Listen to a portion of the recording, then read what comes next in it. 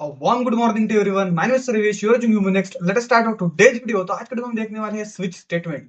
तो आज का हमारा एक नया आइटम लेके आए भाई, सी प्रोग्रामिंग में का, सी प्लस प्लस में का। ठीक है, स्विच स्टेटमेंट। अब स्विच स्टेटमेंट क्या है भाई? अब स्विच स्टेटमेंट क्या होता है? देखो, स्विच स्टेटमेंट मतलब क्या होता है। इफ एल्स आपने अभी भी लेटेस्ट वीडियो में हमने देखा, तो इफ एल्स का ही भाई अपना स्विच है। तो इफ एल्स में क्या होता है, आप इफ कंडीशन लगाते हो, ठीक है, अगर वो रन नहीं होती फिर एल्स इफ लगाते हो, फिर एल्स इफ लगाने के बाद और कंडीशन। इस तरह से आप मल्टीपल कंडीशन दे सकते हो। और क्या होता है, जो कंडीशन ट्रू होगी, वैलिड होगी, वही कंडीशन आपकी लिखी जाती है, और अदरवाइज जो कंडीशन फॉल्स रहती है वो लिखी नहीं जाती है। ठीक है, ये अपन ने सिंपल सिंपल बेसिक देखा था। लेकिन वहां पर होगा क्या, अगर आप इफ एल्स से कोड लिखने जाओगे तो बहुत ज्यादा बल्की हो जाएगा कोड। अगर आपके पास बहुत ज्यादा कंडीशन है, अगर मैं आपके पास, चलो ठीक है, आपके पास दो कंडीशन है, चार कंडीशन है, पांच कंडीशन है, आप इफ एल्स लगा लोगे। आपके पास 50 कंडीशन, आपके पास 100 कंडीशन है, तो इसके सिनेरियोस के अंदर अपन इफ एल्स नहीं लगा सकते, क्योंकि अपना कोड बहुत ज्यादा बड़ा हो जाएगा। उसकी जो मेमोरी साइज है वो बहुत ज्यादा बड़ी हो जाएगी, बल्कि हो जाएगा कोड अपना। ठीक है, तो अपने को कोड चाहिए चीते जैसा, ठीक है, फास्ट एंड फ्यूरियस, वो हाथी जैसा हो जाएगा। ठीक है, तो हाथी जैसा होगा तो उसमें दिक्कत क्या आएगी, उसको चलने में दौड़ने में थोड़ी दिक्कत आ जाएगी, वो चलेगा नहीं उतने फास्ट से। ठीक है, तो स्विच स्टेटमेंट क्या रहते हैं? अब स्विच स्टेटमेंट को अपन अगर रियल लाइफ एग्जांपल के अंदर ले, तो आप एक होटल का मेन्यू समझ सकते हो इसको। आपके पास ऑप्शंस अवेलेबल है। उन ऑप्शंस में से आप क्या करते हो, एक ऑप्शन को पिक करते हो और उस ऑप्शन को पिक करके आप ऑर्डर देते हो। होटल्स में ऐसे ही होता है, ठीक है, आप तो मल्टीपल चीजें देते होंगे। तो अगर एग्जांपल के लिए बात की जाए, तो यहाँ पर वैसा नहीं होता है। वहां पे आप एक ही चीज को सिलेक्ट करते हो, और एक ही चीज को प्लेस करने के बाद, एक ही सिलेक्टेड चीज को पेस्ट करने के बाद वही सिलेक्टेड चीज जो यहाँ पर रन होती है।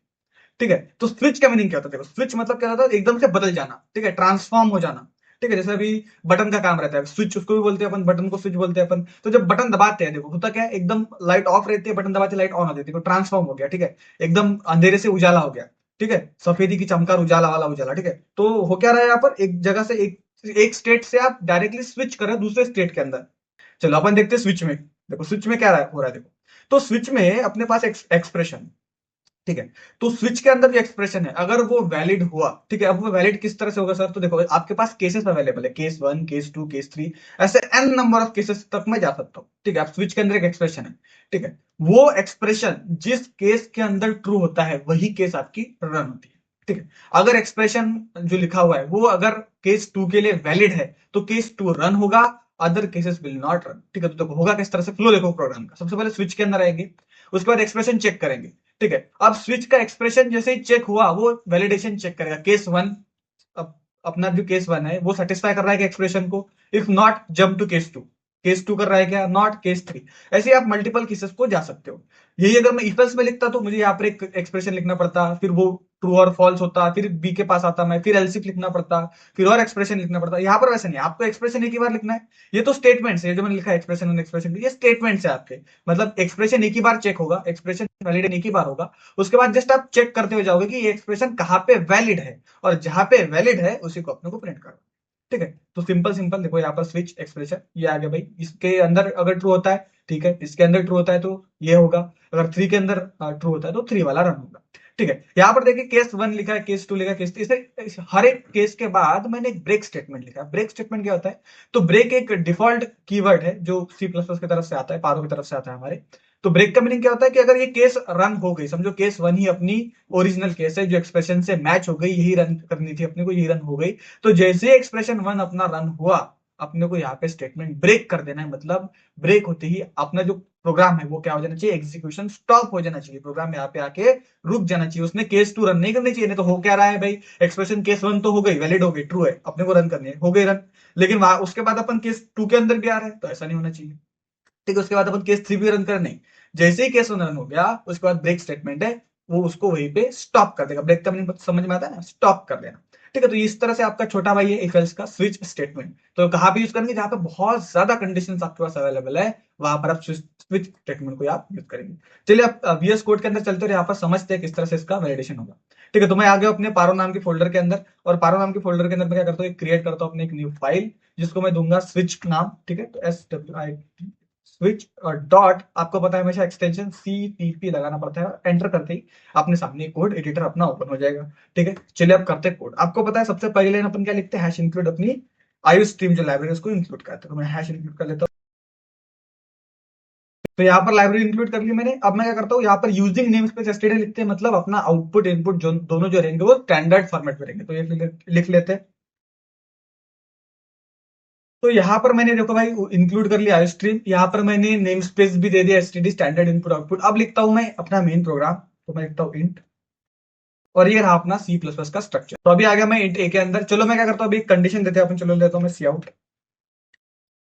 सबसे पहले तो एक वेरिएबल डिक्लेयर करते हैं, सी आउट से पहले एक वेरिएबल डिक्लेयर करते हैं। चलो मैं ले लेता हूँ भाई इंट चॉइस। ठीक है, चॉइस नाम का एक मैंने इंटीजर ले लिया, और इस चॉइस को दे दूंगा मैं 1। ठीक है, तो मैंने क्या कर दिया, चॉइस नाम का एक वेरिएबल बनाया इंटीजर के अंदर, उसका वैल्यू मैंने दे दिया 1। ठीक है, अब मैं यहाँ पर लगता हूँ स्विच। तो स्विच लिखने का सबसे पहले आप लिखना पड़ेगा स्विच। ठीक है, उसके बाद लिखने पड़ेंगे दो सर्कुलर ब्रैकेट्स के अंदर आएंगे अपनी कंडीशन। तो कंडीशन क्या है, अपनी चॉइस देखना है अपने को, तो अपन देखेंगे चॉइस। ये मैंने यहाँ पर चॉइस को सिलेक्ट कर लिया, और अब आएंगे आपका देखिए यहाँ पर करली ब्रैकेट्स, और करली ब्रैकेट्स के अंदर आएगा आपका टोटल होल कोड। ठीक है, आपको हमेशा याद रखना है, आपको जो आपका जो मेन का जो एंड करली ब्रैकेट, उससे पहले आपको रिटर्न 0 लिखना पड़ेगा, क्योंकि अपन ने क्या किया है, बाय डिफॉल्ट टाइप जो इंट लिया है ऊपर। ठीक है, इंट मेन लिया है, इसकी वजह से अपने को यहाँ पर रिटर्न 0 करवाना पड़ेगा। चलो अब मैं लिखता हूँ स्विच। अब लेते हैं केसेस। चलिए मैं लेता हूँ अभी केस। यहाँ पर एक केस भी जो वर्ड है, ये कीवर्ड है, ये ऐसे का ऐसे आप यूज करना है, आप दूसरा केस यूज नहीं कर सकते। तो हमने केस लिया 1, और केस 1 के अंदर मैं लिखता हूँ, चलो आउट ऑफ अवर,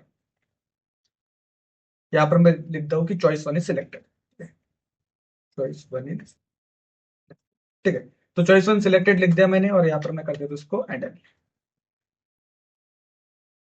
ठीक है, मेन याद रखने वाली बात क्या करनी है, हर एक केस के बाद अपने लिखता है ब्रेक, तो यहाँ पर आप लिखेंगे ब्रेक और सेमीकोलन। तो आपको हर एक केस जो है यहाँ पर एंड करनी है। तो यहाँ पर मैं दूसरी केस ले लेता हूँ, चलो एक और केस ले लेता हूँ मैं, केस 2। और केस 2 के अंदर मैं लेता हूँ, चलो सी आउट, और यहाँ पर लेता हूँ मैं चॉइस 2। Choice 2 is selected. ठीक है, और यहाँ पे मैं हैंडल कर देता हूँ। हैंडल लिखने की आदत आप डाल लो, ताकि यहाँ पे तो इसका कोई ज्यादा मीनिंग नहीं बनता है हैंडल का, लेकिन जब भी आप बड़े कोड लिखेंगे तब आपको हैंडल बहुत ज्यादा हेल्पफुल रहेगा अगले लाइन पे जंप करने के लिए। ठीक है, और मैं लिखता हूँ केस 3 भी अपने, केस 3। और केस 3 के अंदर क्या करता हूँ मैं, एक और लेता हूँ सी आउट, और यहाँ पे लेता हूँ मैं चॉइस 3 सिलेक्टेड, और इसको भी हमें ब्रेक करना पड़ेगा। तो जब भी आप स्ट्रिंग लिखोगे इस तरह से, कोई भी सेंटेंस जब आप लिखोगे, तो आपको क्या करना पड़ेगा, डबल कोट्स के अंदर। यहाँ पर क्या किया मैंने, डबल कोट्स को यूज किया है। सिंगल कोट्स यूज होंगे आपके कैरेक्टर के लिए, और डबल कोट्स यूज होंगे आपके स्ट्रिंग के लिए। तो यहाँ पर मैंने सेंटेंस लिखा, इसकी वजह से डबल कोट्स आएंगे। अगर आपको कोई एक ही अल्फाबेट लिखना है, तो आपको क्या करना पड़ेगा, सिंगल कोट्स के अंदर लिखना पड़ेगा। तो यहाँ पर कोड लिख दिया। अब एक वैल्यू मैंने आपको वहां पर बताई नहीं, डिफॉल्ट भी आता है इसके अंदर। चलो मैं दिखा देता हूँ आपको, देखो यहाँ पर है डिफॉल्ट, अभी दिखाया मैंने नीचे, वो मैंने कोड के अंदर दिखाया। डिफॉल्ट क्या होता है सर, समझो इन केसेस में से कोई भी केसेस अपनी ट्रू नहीं है। अपने इफ एल्स के अंदर एल्स रहता था, वैसे एल्स के अंदर अपन एक्सप्रेशन नहीं डालते थे, अपन इफ के अंदर एक्सप्रेशन डालते थे, या तो एल्स इफ के अंदर एक्सप्रेशन डालते थे। अपन एल्स के अंदर एक्सप्रेशन नहीं डालते। एल्स का मीनिंग क्या होता था, कि कोई भी रन ना हो तो एल्स बाय डिफॉल्ट रन कर देना। तो यहाँ पर भी इस तरह के कीवर्ड है डिफॉल्ट। अब डिफॉल्ट का मीनिंग क्या होता है, कि कोई भी केस रन नहीं हो रही है तो डिफॉल्ट रन करवा दो। जैसे अगर आप होटल्स वगैरह में जाते हो, रेस्टोरेंट में जाते हो, आप क्या रहता है आपका, देखो आपकी प्रायोरिटी डिसाइड रहती है, भाई पिज्जा खाऊंगा, पिज्जा नहीं रहेगा, बर्गर खाऊंगा, बर्गर नहीं रहेगा, सैंडविच खाऊंगा। ठीक है, अगर कुछ भी नहीं है होटल के अंदर, तो अपना डिफॉल्ट सेट रहता है कि नहीं, समोसा तो खा के आना ही है। ठीक है, समोसा तो खा के आएंगे ही आएंगे। तो इस तरह से डिफॉल्ट रहता है कि ठीक है, कोई भी एक्सप्रेशन आपका रन नहीं हुआ, फिर भी आप डिफॉल्ट क्या करोगे, कुछ ना कुछ तो करके आओगे। ठीक है, तो मैं यहाँ पर लिखता हूँ डिफॉल्ट। तो डिफॉल्ट का भी सिंटेक्स सेम रहता है। ठीक है, डिफॉल्ट लिखना पड़ता है आपको। डिफॉल्ट के बाद आपको ब्रेक नहीं लिखना पड़ता। ठीक है, तो आप लिख दे डिफॉल्ट। ठीक है, डिफॉल्ट का स्पेलिंग देखो, DEFAULT, डिफॉल्ट। एंड डिफॉल्ट के बाद आपको लिखना पड़ता कलोन एंड इट्स, मैं ऊपर ले लेता हूँ यहाँ पर सी आउट, और यहाँ पर लेता हूँ मैं नथिंग। ठीक है, कि मतलब अपने को अगर इनमें से कुछ रन नहीं हुआ तो अपन नथिंग पे दिखा देंगे। ठीक है, और यहाँ पर मैंने कर दिया इसको एंड।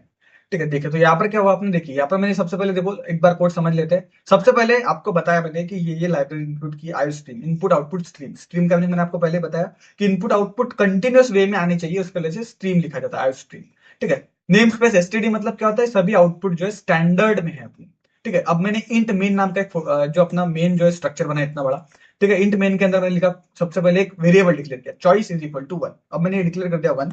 ठीक है, अब आगे जब हम इनपुट लेना सीखेंगे, तब हम सीखेंगे कि इनपुट लेके कैसे स्विच स्टेटमेंट को एग्जीक्यूट किया जाता है। ठीक है, अभी के लिए तो अपने पास सिर्फ आउटपुट सीखे हैं अपन, तो आउटपुट के ऊपर का कोड देख रहे हैं। ठीक है, तो यहाँ पर चॉइस लेगा वो 1, अपन ने दी थी उसको चॉइस 1। अब वो चॉइस चेक करेगा, स्विच ऑफ चॉइस। अब चॉइस 1 आया यहाँ पर 1, तो केस 1 को रन कर देंगे, क्योंकि केस के सामने अपने 1 लिखा है, तो 1 1 मैच हो जाएगा और अपनी केस 1 जो एग्जीक्यूट हो जाएगी। अगर मैं यहाँ पर चॉइस 2 देता तो 2 2 मैच हो जाता है यहाँ पर, और जो चॉइस के अंदर का 2, जो चॉइस के अंदर क्या है, अभी नंबर से 1 है, तो 1 जैसे एग्जीक्यूट होगा केस 1 एग्जीक्यूट हो जाएगी। अगर मैं 2 लिखता तो 2 आता, केस 2 एग्जीक्यूट हो जाएगी। अगर मैं 3 लिखता तो 3 आता, 3 के केस की जो 3 नंबर की केस है वो रन हो जाती है। ठीक है, so let us see the output. इसको कर दो सेव और इसको करते हैं अभी run. So let's run the code. और ये देखो यहाँ पर क्या गया, चॉइस 1 इज सिलेक्टेड। चॉइस 1 क्यों सिलेक्ट है, क्योंकि मैंने यहाँ पर 1 लिया। अगर मैं यहाँ पर 2 लूं, ठीक है, मैं 2 ले लिया मैंने इसको, और 2 लेने के बाद मैं इसको रन करता हूँ। चलिए लेट्स रन द कोड। और अब देखिए चॉइस 2 इज सिलेक्टेड आ गया। अगर मैं यहाँ पर 3 लूं, ठीक है, तो क्या होना चाहिए, 3 नंबर के जो चॉइस है वो सिलेक्ट होनी चाहिए। यस, देखिए अभी यहाँ पर नीचे आ गया चॉइस 3 सिलेक्टेड। और अगर देखो अभी ये मैंने यहाँ पर 3 केस बनाए, 3 के ऊपर केस बनाए, अगर मैं यहाँ पर 4 5 6 7 कुछ भी डाल दूं, तो फिर ऑटोमेटिकली क्या हो जाएगी, डिफॉल्ट केस अपनी रन हो जाएगी। तो 4 डाल देता हूँ मैं, और 4 डालने के बाद मैं करता हूँ इसको रन। और यहाँ पर देखिए नथिंग आकर आ गया लिख के। ठीक है, अब मैं यहाँ पर कोई भी नंबर डालू, कितना भी बड़ा नंबर यहाँ पर मैं डाल देता हूँ, इस तरह का नंबर डाल दिया मैंने इतना बड़ा, और मैं इसको करता हूँ फिर रन। तो देखो रन होने के बाद वो नथिंग ही बताएगा, क्योंकि आपका डिफॉल्ट जो है वो ऑटोमेटिकली रन हो जाएगा। ठीक है, एक बार मैं आउटपुट क्लोज कर देता हूं, समझा देता हूं आपको कोड। देखो तो यहाँ पर अपन ने सबसे पहले लिया चॉइस, यहाँ पर चॉइस को डिक्लेयर किया। ठीक है, फिर अपन ने चॉइस को यहाँ पर लिया। चॉइस में अपन ने क्या बताया कि जो भी चॉइस रहेगा वो अपन केस के साथ मैच करेंगे। तो यहाँ पर 1 लिया था, तो 1 विथ 1 अगर मैच हो गया तो ये होगा। अगर यहाँ पर 2 लिया तो 2 विथ 2 मैच हुआ तो ये आएगा। अगर 3 लिया तो चॉइस के साथ 3 मैच होगा तो वो 3 होगा। मतलब एक्सप्रेशन के साथ जो आप मैच कराओगे, यहाँ पर ऐसा नहीं कि मैचिंग वाली चीजें आप, जैसे अपन इफ के अंदर कुछ लॉजिक लिखते थे, वैसा आप लॉजिक भी लिख सकते हो चॉइस के लिए। आप चॉइस के लॉजिक लिखोगे, जो लॉजिक इंप्लीमेंटेशनल रहेगा केस के हिसाब से, वो लॉजिक क्या होगा, इंप्लीमेंटेशन होगा। ठीक है, वो अपन आगे आगे आने में समय में सीखेंगे। आज का बस अपना मोटिव इतना था कि स्विच स्टेटमेंट आपको समझ में आ जाए, क्योंकि इक्वल्स अपन ने अभी ताजा ताजा गरम गरम सीखा है, तो ये भी आपको उसी हेल्प से समझ में आ जाना चाहिए। ठीक है, आपको कोई भी दिक्कत आती है, if you have any doubt on query please let me in comment section. मिलते हैं अपने नेक्स्ट लेक्चर के अंदर। Bye bye guys.